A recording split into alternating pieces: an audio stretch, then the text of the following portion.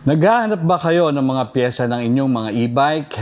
Wag na kayo lumayo pa guys dahil dito sa Yonsland e-bike, kumpleto sila from major to minor parts. Kumpleto sila dito ng spare parts. So i-discuss namin sa inyo, i-demo namin sa inyo kung ano yung mga functions na ipapakita namin sa inyo na spare parts at kung magkakano ito. Welcome to my channel, Lemon TV Vlog. Kung bago lang po kayo dito sa channel na to, don't forget to subscribe. Hit the bell button para maging updated po kayo sa mga latest and upcoming videos ko. So, I'll be back after the intro, guys.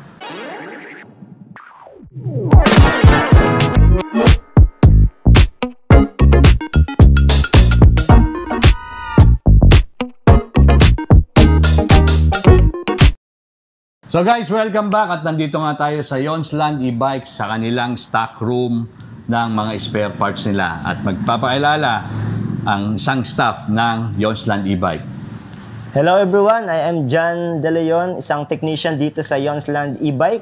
At sa araw na ito, ipapakita namin sa iyo yung mga major parts and minor parts ng isang e-bike at kung saan ba siya ginagamit at kung magkano ba siya dito sa Yonsland e-bike.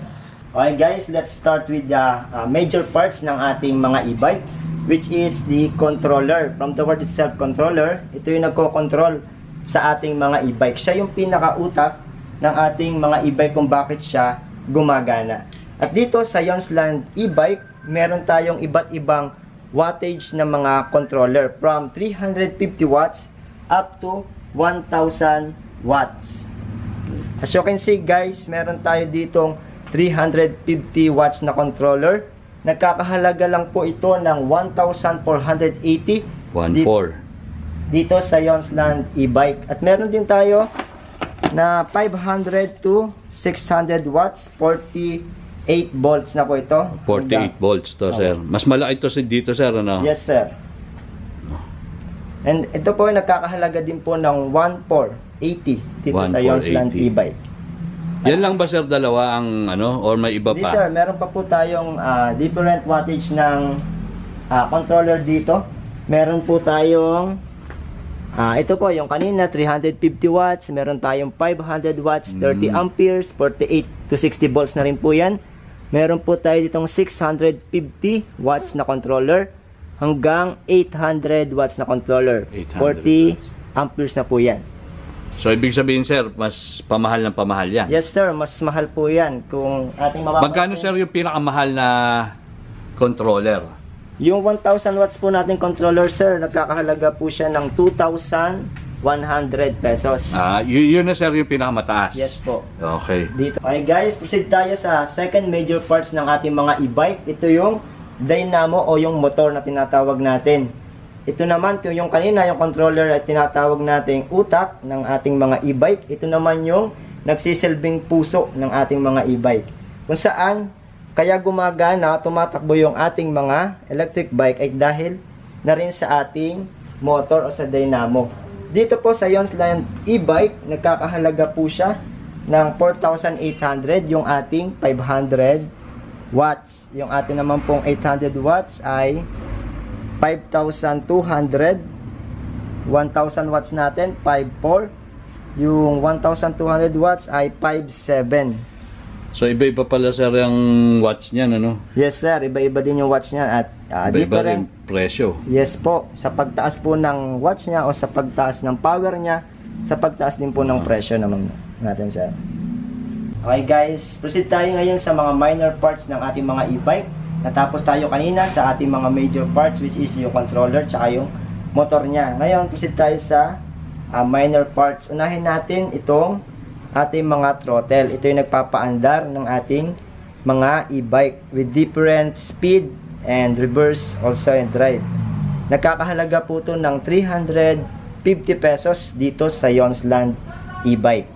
Next po natin yung ating mga drum brake. Ito po, rear brake po to. Nakakahalaga po siya ng 400 pesos dito sa Yonsland. With key na po yan, may susi na po nakasama. Para sa lock yan sir yes, dito, sir. no? Lock sa gulong. Alam naman natin ang brake talaga ay isa sa pinaka-importanteng parts ng ating mga e-bike. Dahil nakasalalay dyan sir yung ating kaligtasan. And then meron din tayong pang front na drum brake. Nagkakahalaga naman po ito ng 350 pesos. 350, sir. Yes, sir. Yung sa harap yan, sir, ano? Yes, sir. Sa harap. Oh. Sa inyo guys, kung ang preno nyo ay pudpud na, yung inyong mga brake shoe, meron tayo dito sa Yonsland e-bike. Meron tayong iba't ibang size niyan. Ang size 50, nagkakahalaga siya ng 150 pesos. Ang size naman na 130, 250 pesos yon, sir. Okay. Meron din tayong 110 na size, 200 pesos naman. 200. And then, meron din tayo ditong brake pads. Yan, kung pudpud na rin yung mga brake pads nyo. Yung Sa mga ano, sir, yan, ano? Sa mga disc brake, ano? Yes, sir, sa mga disc brake po yan. Yan, 350 pesos naman po yan dito 300. sa Yonsland. Proceed naman tayo ngayon sa ating mga charger ng ating mga electric bike. Meron tayong iba't ibang uri ng ating mga charger, depende sa mga voltage niya. Pero dito sa Yonsland e-bike, meron din tayong dalawang klase ng charger. Ito yung regular charger na kadalasan na nagamit natin o kasama sa mga e-bike natin. And then meron din tayo ditong digital charger. Maganda, sir, to, ha? Naka-indicate na, sir, dito yung ano niya. Yung pagcha-charge. Yes, sir. Makikita nyo dyan yung percentage. Kung ilang percent na ba yung ating mga battery ng ating mga e-bike. So, sir, to, magkano ang digital charger? Ang digital charger natin, guys, nagkakahalaga po siya ng 850 pesos dito sa Yonsland. 850. Sir. Same lang din po yan ng ating regular charger na 850 pesos. 48 volts, 20 amperes na po siya. Sir, may iba-iba bang klase ng ano yan, voltahe, yung mga charger? Yes, sir. Meron tayong iba't ibang klase ng charger. Depende sa kanyang voltage. Okay, meron po tayo ditong 6032 ampere na charger. Nagkakahalaga siya ng 1,200 pesos. Yan, 6032 na po ang charger na yan. Meron din tayong 4812. 750 pesos naman po. 48 volts, 12 amperes. Yes, sir. 48 volts, 12 amperes. Meron din tayong 48 volts, 32 amperes. Nagkakahalaga naman po yan ng 900 pesos. Iba-iba, yes, sir, din ang presyo. Opo, no? Depende rin po yan sa voltage. Sa voltage, sa ano? Meron din po tayo, sir, doon sa dulo, yung 60 volts, 20 amperes. Nakakahalaga naman po siya ng 11. 11. Yung, baka yan na, sir, yung pinakamahal. Yes, sir, yun na yung pinakamahal natin. Usapan natin tong timer socket na ino-offer ng Yonsland e-bike. Kadalasan kasi sa atin, mga Pilipino, marami tayong ginagawa sa bahay. Nakakalimutan natin minsan ng ating mga e-bike na naka-charge. Through the help ng ating timer socket, makakontrola natin kung ilang hours ba na dapat nating i-charge yung ating mga e-bike. Meron tayong timer socket dito.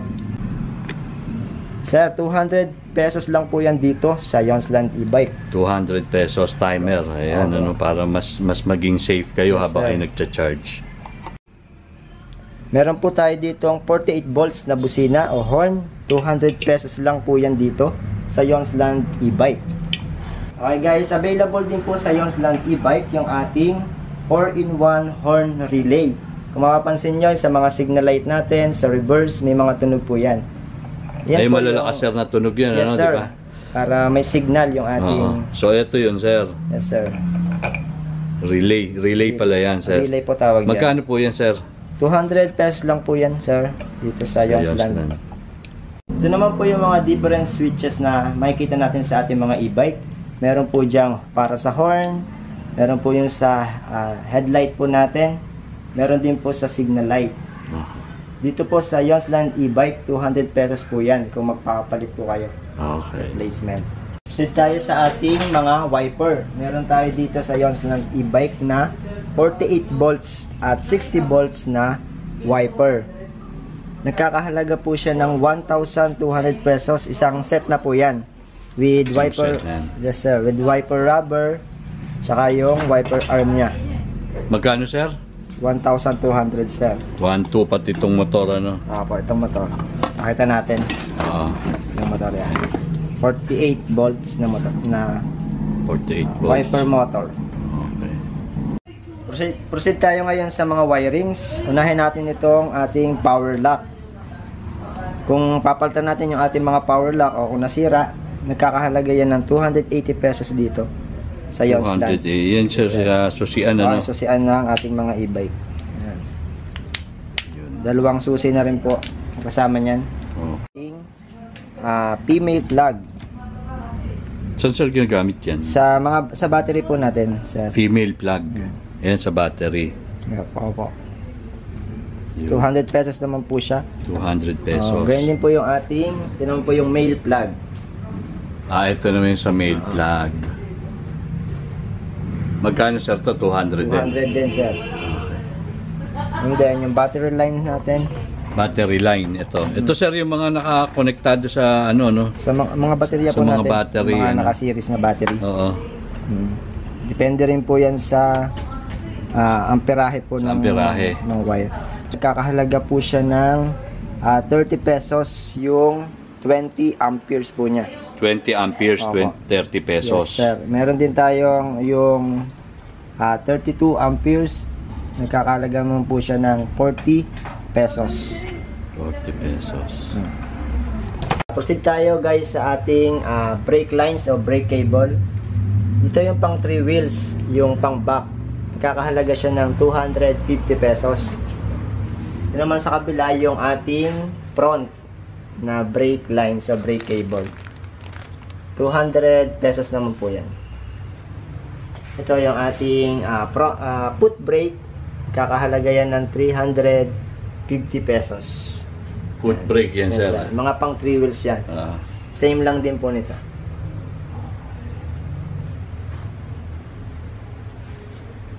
Go. Meron din po tayo ditong iba't ibang size ng ating mga rim, pang front at sa pang rear natin. Different sizes po meron po tayo. At nagkakahalaga naman po siya around 800 pesos hanggang 1,200 pesos. Yun na sir, yung pinakamahal, yung Yes, sir. 1,200. Yes, sir. Yun ang pinakamahal. Okay. Depende yan sir sa ano, sizes eh, Yes, no? sir. Okay, meron din po tayong dalawang klase dito ng bubong ng ating mga e-bike. Yung mga pang 3 wheels at 4 wheels na e-bike po natin. Meron po, yung maliit po natin, nagkakahalaga po siya ng 1,500. At yung, yan po, yung malaki naman po natin, nagkakahalaga siya ng 1,800 pesos. So guys, yung mga lumulutong dyan na bubong, pwede kayong kumuha dito sa Yonsland para mapalitan yung mga bubong nyo. Meron din po tayo ditong available na tail light.